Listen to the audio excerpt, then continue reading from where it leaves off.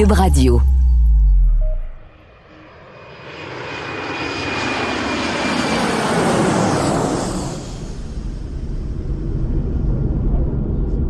À 35 000 pieds d'altitude, un Boeing 737 file à pleine allure dans un ciel d'un bleu éclatant. À son bord, plus d'une centaine de passagers écoutent des films, mangent et dorment. Pour eux, c'est un vol sans turbulence. Mais dans le cockpit à l'avant de l'appareil, c'est une toute autre histoire.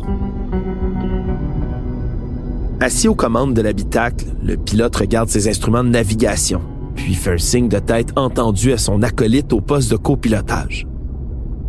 Ils survolent l'endroit désigné. Ils sont juste au-dessus des banlieues bondées des villes des Grands Lacs. C'est le moment. Le copilote répond d'un signe affirmatif à son commandant et déverrouille une petite trappe située sur le côté du tableau de bord. En la soulevant, il révèle ce qui semble être un petit levier rouge. Il jette un dernier coup d'œil aux instruments et il l'abaisse. Un jet de liquide commence à fuser et se disperse dans l'air, au même moment, derrière la carlingue de l'appareil. Ça crée une longue traînée blanche qui vient déchirer l'azur. Le réservoir secret du Boeing se vide en entier, tandis qu'il poursuit sa trajectoire dans les airs.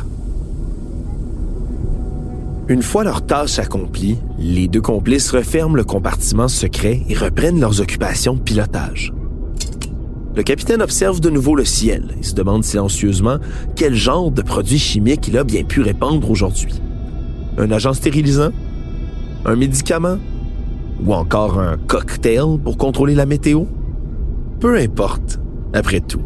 Il a été grassement payé pour sa collaboration et son silence. Ses lèvres esquissent un sourire lorsqu'il attrape l'interphone pour passer un message aux passagers. Complices malgré eux de cet épandage secret. Attention, attention à tous les passagers. C'est votre capitaine qui vous parle.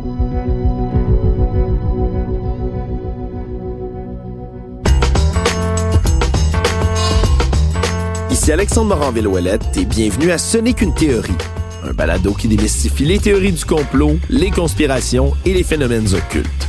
Des plus farfelus aux plus crédibles.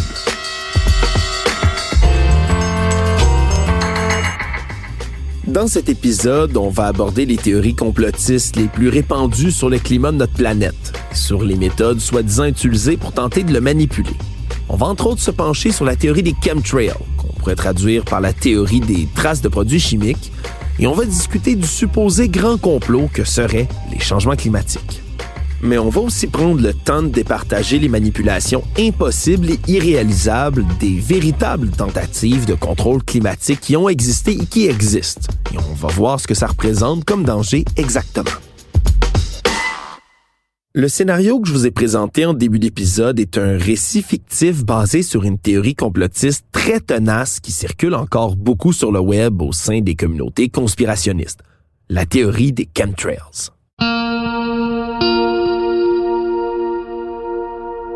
Cette théorie-là est apparue aux États-Unis en 1996, après que des militaires de l'Université de l'air américaine ont rédigé et publié une étude à la demande de la US Air Force.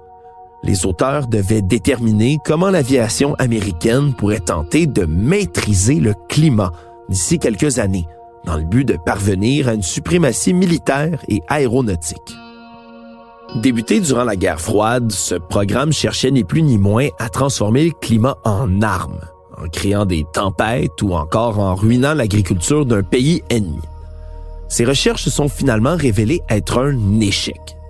Le simple fait que l'armée américaine y accorde de l'importance a par contre suffi à faire germer l'idée dans la tête de certains complotistes que le gouvernement répandrait des produits chimiques non pas dans des pays ennemis, mais au-dessus de nos propres têtes.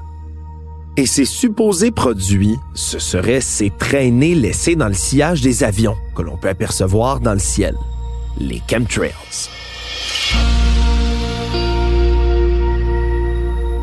Le mot chemtrail en lui-même est une contraction des mots anglais chemical et trail, soit chimique et traînée. Il se base et s'oppose directement au terme contrail, le véritable terme pour désigner les traînées blanches laissées par les avions dans le ciel, qui est lui composé des mots condensation et traînée. Parce que oui, ces traînées existent bel et bien, mais il ne s'agit pas d'épandage de produits chimiques. Le professeur à l'Université du Québec à Montréal, Mehran Ebrahimi, qui est également le directeur de l'Observatoire international de l'aéronautique et de l'aviation civile, est catégorique. Il s'agit de l'un des phénomènes les plus normaux qui soient. Ça, c'est le phénomène le plus naturel qu'on pourrait identifier. Nous, les êtres humains, on en fait tout le temps. Quand vous sortez l'hiver et que vous respirez, il y a une sorte de vapeur qui sort de votre bouche. Qu'est-ce que c'est? C'est la température du corps qui est aux alentours de 37 degrés. La température extérieure est moins 5, moins 10 ou 0, peu importe. La différence de la température fait en sorte que l'air qui sort de vos poumons est chaud, est en contact avec le froid de l'extérieur. L'humidité fait en faire en sorte que tout de suite, il y a des cristaux qui se forment. Et donc, ça fait ce que vous voyez. Ce que dit le professeur Mehran Ebrahimi, c'est que le phénomène de condensation qu'on observe en hiver quand on respire à l'extérieur, eh bien, c'est le même principe qu'on peut observer avec les avions en vol. Pourquoi? Parce que les avions, c'est la température à la sortie du moteur, c'est aux alentours de, dépendamment des moteurs, entre 600 et 700 degrés. La température à la hauteur, donc vitesse de croisière qu'ils ont les avions, c'est aux alentours de moins 50, moins 60. Donc, vous imaginez une température de 600 degrés qui se lâche donc dans l'atmosphère à moins 50. Donc, on voit très rapidement cet air qui sort du moteur.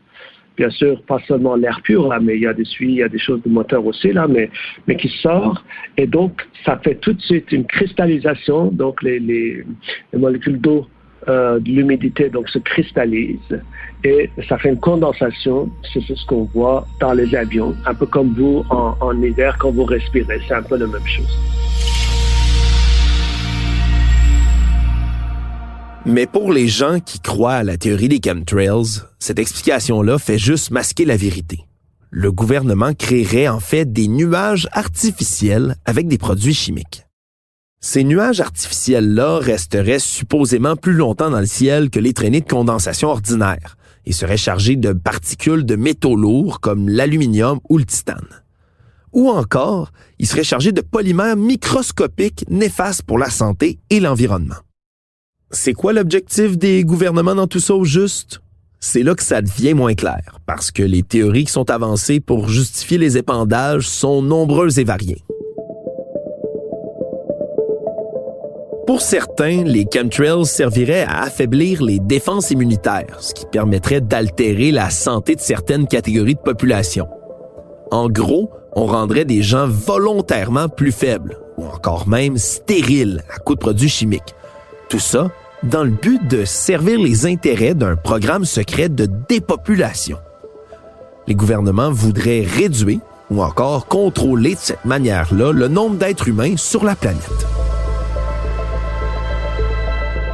C'est le genre de théorie qui tient difficilement la route, compte tenu qu'à l'altitude où les avions de ligne circulent, les vents sont tellement puissants qu'ils disperseraient tous ces produits-là un peu partout et risqueraient de toucher ceux qui les répandent aussi.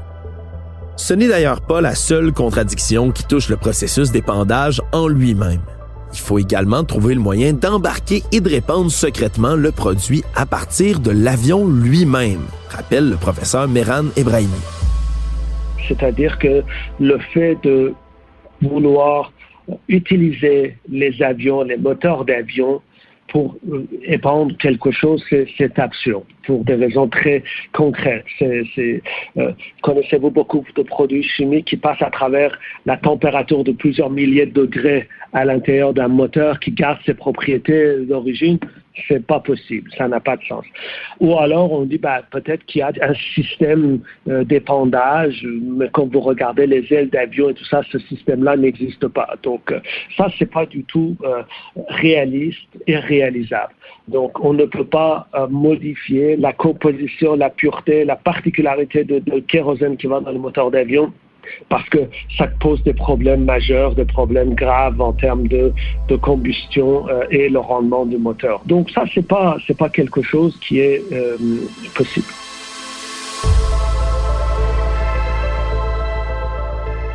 Pour d'autres conspirationnistes, l'armée américaine serait finalement parvenue à trouver comment influencer notre climat à la suite de ces expérimentations. Les chemtrails serviraient donc à influencer les pluies pour contribuer ou nuire aux cultures d'une région, par exemple, et pourraient comme ça affecter l'économie d'une entreprise, voire même d'un État. Le procédé pourrait également être utilisé par les gouvernements pour lutter contre les changements climatiques. Ils feraient ça en créant des nuages qui agiraient comme une sorte de bouclier, qui filtreraient ou feraient réfléchir une partie des rayons du soleil. Mais selon certains partisans de cette théorie-là, l'objectif de lutter contre les changements climatiques serait loin d'être atteint en faisant ça. Au contraire, les chemtrails créeraient les changements climatiques qui affectent notre planète. Tout ça à l'aide de nuages artificiels qui empêcheraient le renvoi vers l'espace des rayonnements infrarouges émis par la surface de la Terre ou de l'atmosphère.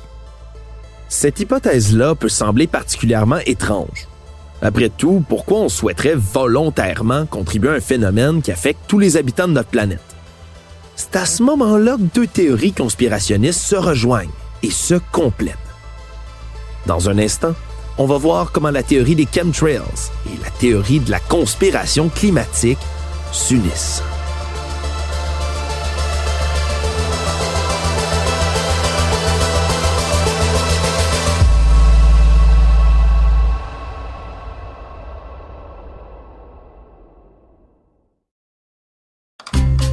On vous a enfin préparé une nouvelle série d'épisodes de Narcos PQ. Cette fois-ci, ça s'appelle « Au cœur de la Colombie ». Alors moi, je m'appelle Marc Sandreski, je suis ancien policier au SPVM et maintenant journaliste au bureau d'enquête de Québécois. Et moi, je m'appelle Félix Séguin, je suis journaliste au même endroit. Pourquoi donc a-t-on décidé d'aller rencontrer un important trafiquant sur son terrain en Colombie? C'est là qu'on va le découvrir dans Narcos PQ. La série est disponible sur cube.ca dans la section Cube Radio et sur les autres plateformes de balado. La série balado Narcos PQ est en nomination en tant que meilleure série balado d'actualité au Digital Publishing Awards en 2023. Aussi, la série a été choisie par Apple dans son top 5 des meilleurs balados au Canada en 2022. Il s'agit du seul balado francophone de la sélection. À moins d'avoir passé les 20 dernières années sous une roche quelque part, vous avez entendu parler des changements climatiques. Selon l'Organisation des Nations Unies, les changements climatiques désignent les variations à long terme de la température et des modèles météorologiques de notre planète. Parfois, il peut s'agir de variations naturelles, qui sont dues par exemple à celles du cycle solaire, ou encore à des éruptions volcaniques massives. Mais depuis près de 2 siècles, la principale cause de ces changements-là vient de nous, les humains. Pour Philippe Gachon, les évidences s'accumulent. Les observations du milieu scientifique sont sans équivoque. Lui, il est expert en hydroclimatologie et professeur à l'Université du Québec à Montréal. Il est chercheur en la matière depuis 25 ans. Depuis la Convention cadre des Nations Unies, suite à la conférence de Rio en 1992, et puis les rapports du GIEC, donc le groupe d'experts intergouvernemental sur l'évolution du climat, on a des évidences qui s'accumulent, montrant que d'abord, depuis le début des relevés météorologiques, on a bel et bien un changement climatique, et en particulier un réchauffement qui se produit depuis à peu près le milieu du 19e siècle, depuis le début de la révolution industrielle. Et ce réchauffement-là, d'ailleurs, s'est accéléré depuis les années 50, après la Seconde Guerre mondiale, au moment où la croissance économique, le développement économique qui se fait en grande partie relié à l'utilisation des combustibles fossiles, donc qui émettent des gaz à effet de serre. Ce que dit le professeur Philippe Gachon, c'est qu'il y a un consensus clair au sein de la communauté scientifique.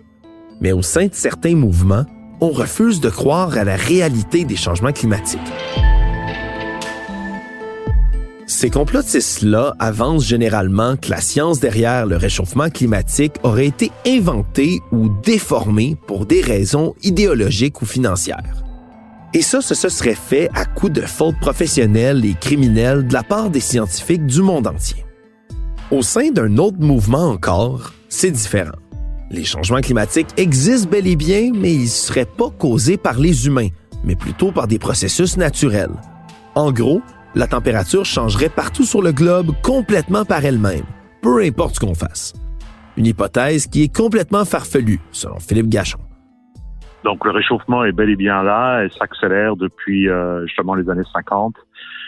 D'ailleurs, les 15 années les plus chaudes sont toutes situées au cours des 20 dernières années, les années les plus chaudes depuis 1850. Puis ça, les évidences aussi s'accumulent, le travail aussi du GIEC et aussi différents experts dans le domaine en sciences du climat ont montré qu'en fait, on ne peut pas expliquer le changement, en particulier le réchauffement au cours des 70 dernières années, par exemple, depuis les années 50, sans faire intervenir l'augmentation des activités humaines, notamment les émissions continues de plus en plus importantes aussi des gaz à effet de serre. Il n'y a pas de forçage naturel dans le système qui permette d'expliquer qu'on ait un réchauffement et un réchauffement qui s'accentue, qui s'amplifie depuis les années 50. Ni l'activité solaire. Le cycle solaire d'à peu près de 11 ans, qui passe par un minimum tous les 11 ans et un maximum. Ensuite, ne permet pas d'expliquer seulement à peine 10% de l'évolution des températures depuis les 70 dernières années sont en partie responsables de ce facteur-là. 10%, ça inclut aussi d'autres facteurs, donc tout simplement pour dire que la très grande majorité en fait du réchauffement qu'on observe est reliée aux activités humaines.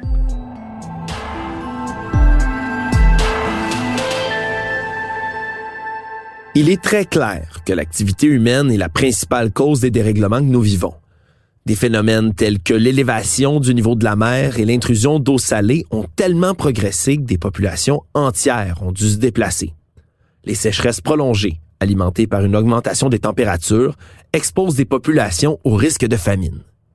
Les événements météorologiques extrêmes, comme les ouragans ou les feux de forêt, augmentent à la fois en fréquence et en intensité. Après tout ça, comment on peut expliquer que certaines personnes croient un canular climatique? Certains groupes avancent qu'on invente la menace d'une apocalypse climatique pour inciter les pays à se regrouper ensemble et du même coup, créer un gouvernement mondial qui contrôlerait absolument tout. Pour d'autres mouvements complotistes, ce serait parce que de nombreuses personnes ont investi dans des entreprises d'énergie renouvelable. Et ça ferait qu'elles risquent de perdre beaucoup d'argent si le réchauffement climatique est un mythe. Ils voudraient surtout pas perdre leurs investissements. Les groupes environnementaux passeraient donc leur temps à soudoyer les climatologues pour qu'ils produisent des données qui justifient leurs investissements financiers dans l'énergie verte. Mais encore une fois, ce genre d'affirmation est bien loin de la réalité observée par les experts comme Philippe Gachon. Bien au contraire.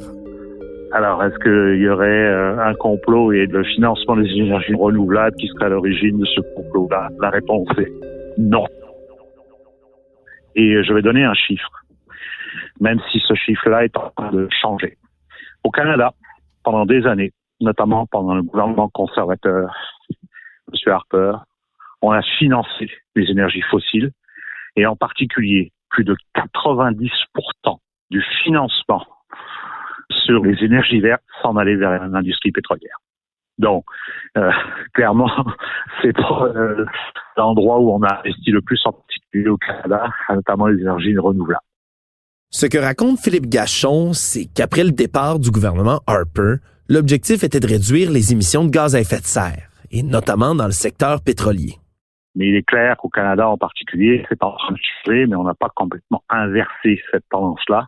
On est encore à des financements assez importants. Le gouvernement fédéral, d'ailleurs, vient d'annoncer une nouvelle mesure pour augmenter le financement aux énergies vertes et réduire le financement, évidemment, aux énergies pétrolières. Mais pour l'instant, c'est surtout le secteur pétrolier qui a bénéficié, évidemment, d'un investissement, notamment en particulier, pour réduire les émissions, notamment ici au Canada, mais c'est vrai aussi dans la plupart des pays.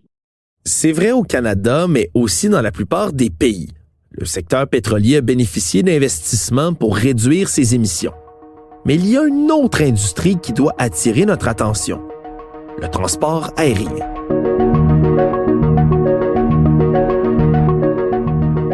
Selon les chiffres de 2019, cette industrie-là était responsable de 2,5% des émissions de gaz à effet de serre de la planète. Et le volume du trafic aérien augmente année après année. C'est plutôt de ça qu'il faudrait s'inquiéter, rappelle l'expert Meram Ebrahimi. On doit s'inquiéter pour les traînées des avions, pas pour les raisons que les conspirationnistes nous disent, pas parce qu'il y a des produits chimiques qui rendent les gens infertiles ou parce que ça rend les terres sèches. C'est tout simplement parce que il y a deux phénomènes à l'intérieur de ces traînées-là qu'il faut considérer, et ça c'est vrai, c'est que la première chose, c'est que quand cet air chaud qui sort du moteur, il n'est pas pur. Hein. Donc, il y a le suie du moteur, il y a tout ce qui est le carburant ou kérosène qui a brûlé. Hein. Donc, c'est pour ça qu'il y a un gaz à effet de serre qui est éjecté du moteur avec une force importante qui est la force de réaction du moteur et qui est dégagée dans l'environnement. La particularité, là où c'est nocif, c'est que ces produits-là, c'est-à-dire le kérosène tout simplement qui a brûlé, un peu comme l'essence de votre voiture, donc ça s'est fait à des altitudes très très élevées. Ça fait à 30 000 pieds, c'est-à-dire qu'on est à des endroits où polluer peut être plus néfaste que si vous polluez à la surface de la Terre. Autrement dit, vous emmenez la pollution à 30 000 pieds et donc pour des changements climatiques, pour les productions de gaz à effet de serre et le lieu où vous placez ce gaz à effet de serre, c'est très important. Il y a donc véritablement un danger lié à l'aviation, sans que ce soit lié de quelque manière que ce soit un épandage de produits chimiques par des entités mal intentionnées. Eh bien, c'est vrai. Il s'avère que les mouvements complotistes qui partagent les théories liées aux chemtrails ne sont pas complètement dans l'erreur. Parce que les contrails, le véritable nom de ces traînées blanches qui suivent le sillage des avions, eh bien, elles ont un véritable impact en elles-mêmes sur le climat. Mehram Ebrahimi décrit très bien ce phénomène-là méconnu du grand public. Deuxième élément qui est encore là scientifique et malheureusement c'est nocif avec ces traînées-là, c'est que, comme vous avez remarqué, notamment, alors ça dépend de la température, ça dépend du type d'avion, ça dépend de l'humidité et tout ça. Vous voyez, quand l'avion passe, les traînées, dépendamment de l'humidité, parfois elles sont larges, ils se dispersent, ils s'élargissent et ça forme une sorte de nuage. Et le problème avec ces nuages-là, c'est que quand des rayons vont, les chaleurs vers l'extérieur, vers le haut, ces nuages-là, les cirrus qu'on appelle, ils renvoient ça vers la Terre. Autrement dit, ça contribue à certaines mesures, donc de réchauffement de la Terre ou réchauffement climatique, si vous voulez. Alors, donc, ces traînées-là, ils ne sont pas chemtrails, mais ils sont quand même d'une certaine manière nocifs pour l'environnement. Comme c'est le cas dans plusieurs théories complotistes, les théories entourant les chemtrails et les changements climatiques peuvent sembler invraisemblables ou pas plausibles du tout.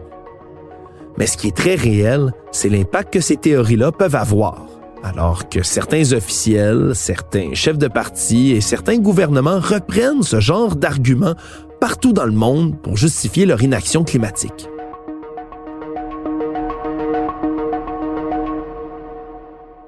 Ce qui m'a surpris en parlant avec les experts, c'est qu'on se rend bien compte que les adeptes de la théorie des chemtrails ont tout de même partiellement raison. Les traînées blanches qui suivent le trajet des avions dans le ciel sont bel et bien dommageables, mais pas pour les raisons qu'ils avancent. Non, les traînées blanches rendent pas les femmes infertiles.